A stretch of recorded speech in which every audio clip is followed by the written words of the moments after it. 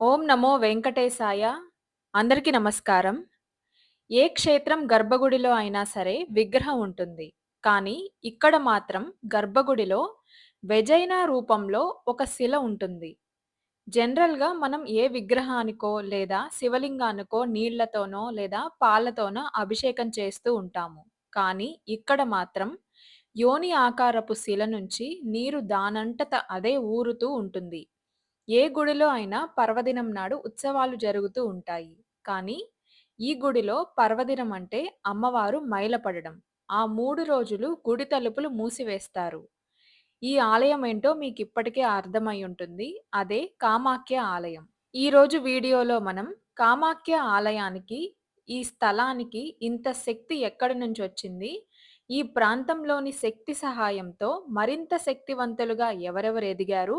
అలాగే అసలు అమ్మవారు ఇక్కడికి ఎలా వచ్చింది? ఇక్కడ దశమహావిద్యలు ఎలా వెలిసాయి? మన్మధుడు ఇక్కడ పూజలు ఎందుకు చేశాడు? అలాగే పురాణాల ప్రకారం మొదటిసారి ఇక్కడ గుడి ఎవరు కట్టారు? ఈ విషయాలన్నీ ఈరోజు వీడియోలో మనం తెలుసుకుందాం. ఈ ఆలయంలో మనకు ఏ విగ్రహం కనిపించదు. గర్భగుడిలోకి వెళితే ఒక చీకటి గుహలో యోని ఆకారంలో ఒక శిల మాత్రమే కనిపిస్తుంది. దాని నుంచి నిరంతర నీరు ఊరుతూనే ఉంటుంది. భక్తులు దీన్నే సాక్షాత్తు అమ్మవారి స్వరూపంగా భావించి పూజలు చేస్తూ ఉంటారు. ఇది ఈ ఆలయం ఒక కొండ మీద ఉంటుంది. ఆ కొండ కూడా మామూలు కొండ కాదు. పురాణాల ప్రకారం ఈ కొండ సాక్షాత్తు శ్రీమన్నారాయణ రూపం. అందుకే ఈ క్షేత్రాన్ని హరిక్షేత్రం అని కూడా అంటారు. ఈ కొండను నీలాచలం అనే పేరుతో కూడా పిలుస్తారు. అలాగే ప్రతి సంవత్సరం జూన్ నెలలో అమ్మవారు రజస్వల అవుతారు. ఈ 3 రోజులు ఆలయాన్ని పూర్తిగా మూసివేస్తారు. ఆ సమయంలో గర్భగుడిలో యోని ఆకారపు శిలపైన ఒక తెల్లటి వస్త్రాన్ని కప్పుతారు. 3 రోజుల తర్వాత గుడి తలుపులు తీసి చూస్తే ఆ వస్త్రం రక్తంతో తడిసిన వస్త్రంలాగా ఎర్రగా మారిపోయి ఉంటుంది. ఆ 3 రోజులు అమ్మవారు రజస్వల అయిందని, ఆ రజస్వల నెత్తురుతోనే ఆ తెల్లటి వస్త్రం తడిచిందని, దాన్నే భక్తులకి ప్రసాదంగా అందిస్తారు. ఈ 3 రోజులు ఆలయ సమీపంలో ఉన్న బ్రహ్మపుత్ర నది కూడా కొంతవరకు ఎర్రగా మారుతుంది. అలాగే ఈ 3 రోజుల్లో మొదటి రోజు ఆలయాన్ని మూసివేస్తారు. ఆలయ ద్వారం మూసి గర్భగుడిలోనే ప్రత్యేక పూజలు జరుగుతూ ఉంటాయి. దీన్నే మాసిక ధర్మంలో ఉన్నట్టు చెబుతారు. అలాగే రెండవ రోజు విశ్రాంతి రోజు. దేవి ఆ రోజు విశ్రాంతి తీసుకున్నట్లుగా భావిస్తారు. అలాగే కొంతమంది భక్తులు ఆహారం కూడా తీసుకోకుండా రెండవ రోజు ఉపవాసం ఉంటారు. ఇక మూడవ రోజు పవిత్ర స్నానం. అంటే ఆలయ ప్రాంగణంలో దేవికి పవిత్ర స్నానం చేయిస్తారు. ఆ తర్వాత గర్భగృహాన్ని శుభ్రపరుస్తారు. నాలుగవ రోజు ఆలయ ద్వారం తిరిగి తెరిచి భక్తులకి అమ్మవారి దర్శనాన్ని కల్పిస్తారు. అలాగే నాలుగవ రోజు అమ్మవారి పైన కప్పిన ఆ తెల్లటి వస్త్రం ఎర్రగా మారింది కదా!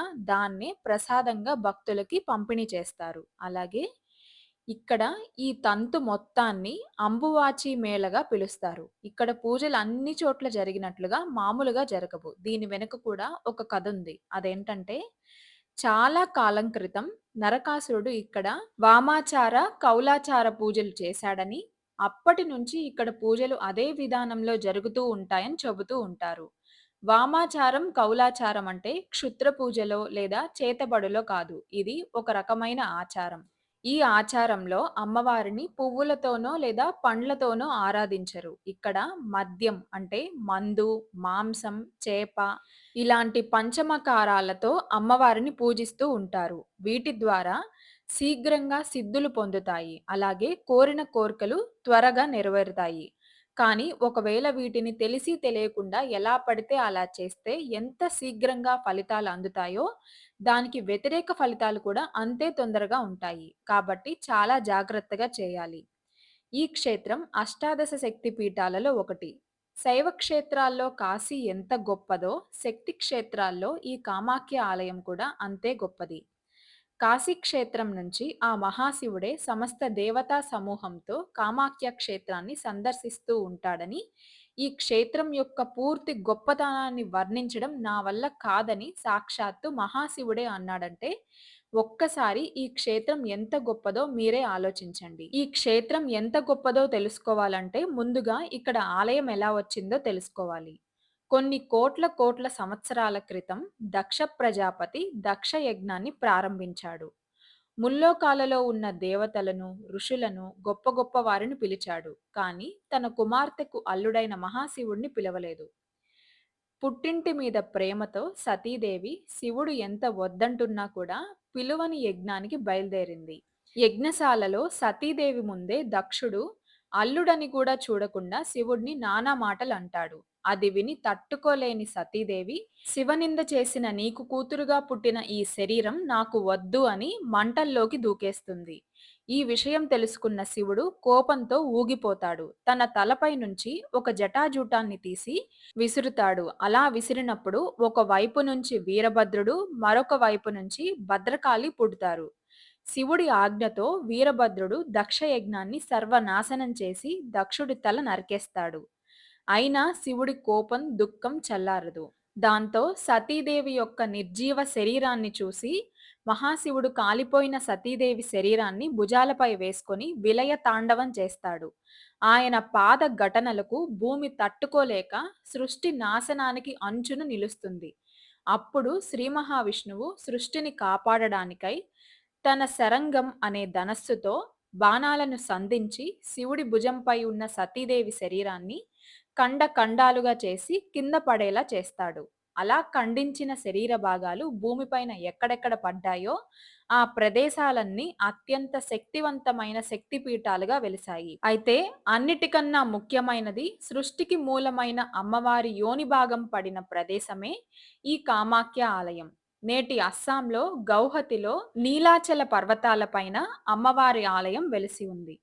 ఇక్కడ పడిన 10 ముక్కలు దశమహావిద్యలు అనే దేవతలుగా స్వయంభుగా వెలిశాయి. అందుకే కామాఖ్యాదేవి శక్తిపీఠాన్ని అన్ని శక్తిపీఠాల్లోనూ అత్యంత శక్తివంతమైన శక్తిపీఠంగా భావిస్తారు. అయితే సతీదేవి చనిపోయిన తర్వాత ఆమె పర్వతరాజు అయిన హిమవంతుడికి కూతురుగా జన్మించింది. ఆమె పేరే పార్వతి. కానీ సతీదేవి చనిపోయిన దగ్గర నుంచి శివుడు మాత్రం వైరాగ్యంగా తపస్సులో నిమగ్నమైపోయున్నాడు. అలా శివుడు తపస్సు చేసుకుంటూ ఉండగా శివుడికి ఒక పుష్పబాణం వచ్చి తగిలింది. కళ్ళు తెరిచి తెరవగానే శివుడు ముందు పార్వతీదేవి ఉంది. ఆ ఒక్క క్షణం ఆయన మనసు చెలించింది. అలా పార్వతీదేవిని చూస్తూనే ఉండిపోయాడు. కొద్ది క్షణాల్లోనే నా తపస్సుని భంగం చేసింది ఎవరా అని చుట్టూ తిరిగి చూడగా పొదల చాటున మన్మధుడు కనిపించాడు. ఒక్క క్షణంలో మూడో కన్ను తెరిచి మన్మధుడిని భస్మం చేసేశాడు పరమశివుడు. వెంటనే తన పక్కనే ఉన్న రతీదేవి తన భర్త అయిన మన్మధుడు బూడిద అయిపోవడం చూసి గుండెలు పగిలేలా ఏడ్చింది. శివుడి దగ్గరికి పరిగెత్తుకుంటూ వెళ్ళి నమస్కరించి శివుడితో ఇలా చెప్పింది: స్వామి, తారకాసురుడు అనే రాక్షసుడు తన అరాచకాలతో దేవతలను, మునులను ఇబ్బంది పెడుతున్నాడు. వాడిని చంపాలంటే శివపార్వతులకు పుట్టిన పుత్రుడు మాత్రమే చంపగలడు అని బ్రహ్మదేవుడు సెలవిచ్చారు. కానీ మీరు సతీదేవి వియోగంతో తీవ్రమైన తపస్సులో మునిగిపోయున్నారు. బాహ్య ప్రపంచాన్ని పూర్తిగా మర్చిపోయారు. లోకాలను రక్షించాలి అంటే మీ తపస్సుని భగ్నం చేసి మీకు పార్వతీదేవి పట్ల అనురక్తిని కలిగించాలని దేవతలందరూ నిర్ణయించారు. బ్రహ్మదేవుడు ఇంకా మిగిలిన దేవతల ఆజ్ఞ మేరకు నా భర్త అయిన మన్మధుడు మీ పైన పూలబాణాన్ని వేయాల్సొచ్చింది. లోక కళ్యాణం కోసం మన్మధుడు తన ప్రాణాన్ని సైతం పణంగా పెట్టి మన్మథ బాణాన్ని ప్రయోగించి మీకు పార్వతీదేవి పట్ల ప్రేమ కలిగేలా చేశాడు. అంతేకాని ఇందులో నా భర్త దోషమేమీ లేదు, దయచేసి నా భర్తని బ్రతికించండి అని పరమశివుడిని వేడుకుంటుంది. రతీదేవి శోకానికి కరిగిపోయిన పరమేశ్వరుడు మన్మధుడికి ప్రాణం పోస్తాడు. కానీ మన్మధుడికి శరీరం ఉండదు. ఒక ఆత్మలా ఉంటాడు.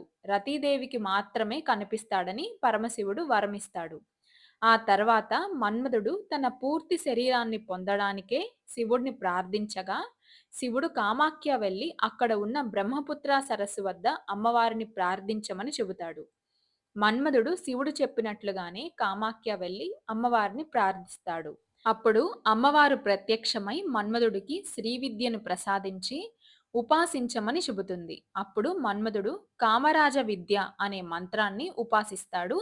ఆ పూర్వపు అందమైన రూపాన్ని పొందుతాడు. దానికి మన్మధుడు కృతజ్ఞతగా విశ్వకర్మను పిలిచి అమ్మవారికి విశ్వకర్మ సహాయంతో ఒక ఆలయాన్ని నిర్మింపజేస్తాడు. ఇదే కామాఖ్య అమ్మవారికి మొదటి ఆలయంగా పురాణాలు చెబుతున్నాయి. మన అందరి కోరికలకు కారణమైనది మన్మధుడు. మన్మధుడి కోరికలు కూడా తీర్చగలిగినదే అమ్మవారు. కాబట్టి జీవితంలో ఒక్కసారైనా కామాఖ్య అమ్మవారి ఆలయాన్ని దర్శించండి. ఒకవేళ మీకు దర్శించడం వీలు కాకపోతే అమ్మవారి ఆలయ చరిత్ర అయినా చదువుకోండి. వీడియో నచ్చితే లైక్ చేయండి, షేర్ చేయండి. ఇలాంటి మరిన్ని వీడియోల కోసం ఛానల్‌ను సబ్స్క్రైబ్ చేసుకొని శ్రీమాత్రే నమః అని కామెంట్ సెక్షన్‌లో కామెంట్ చేయండి.